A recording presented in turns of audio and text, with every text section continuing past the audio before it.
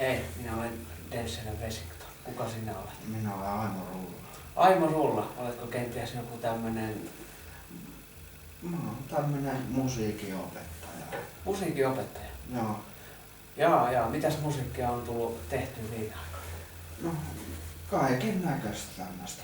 Sulla käy varmaan jonkin verran soittajia. Joo, kyllä mulla käy jonkin verran. Ja keikkaakin pukkaa. Ja... Joo, keikkaa pukkaa. No, tuleeko paljon levyjä tehtyä? No, tulee niitä aika paljon. Joo. Mitä sulla on jotain juttuja siellä mukana? Joo, mulla on tämmösiä kuvionuottitarroja, mitkä tulee aina niihin soittimiin. Ai jaa, siis nämä tulevat soittimiin kiinni? Joo. No, minkälaisiin soittimiin nämä tulevat?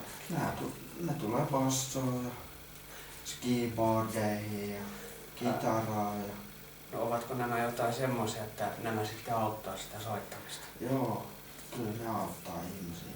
Ihmisiä on semmoisia, että ei osaa soittaa. Niin, että nämä sitten opettaa, Joo. että ihmiset ei tarvita niinku opettajia ollenkaan siinä Joo. paikalla. Mut kyllä niitä voi pitkin seinääkin. Niin. Nämähän ovat semmoisia tarroja, mitä voi liimalla ihan minne vaan. Niin. Et kai pahasti, jos kerron sinulle asian, jonka tiedän, että nämä kuvionuottitarrat, niin näiden keksiä, niin ne on aivan paha. Joo.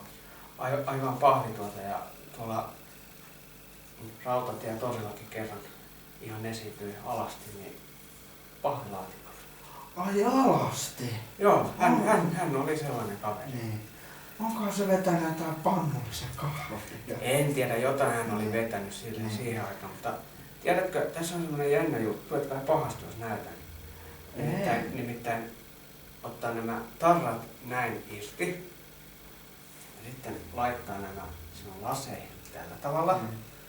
Ja sitten liimalla näin. Joo, ja sitten tästä ottaa toisen vaan näin ja pistää tohon noin. Ja nyt mä toivon, että sä poistuisit täältä mun keittiöstä, etkä tulis tänne enää takaisin. Okei, mä poistun nyt. Mene sinne, kun mä yritän vauhdilla vaan. Alasti!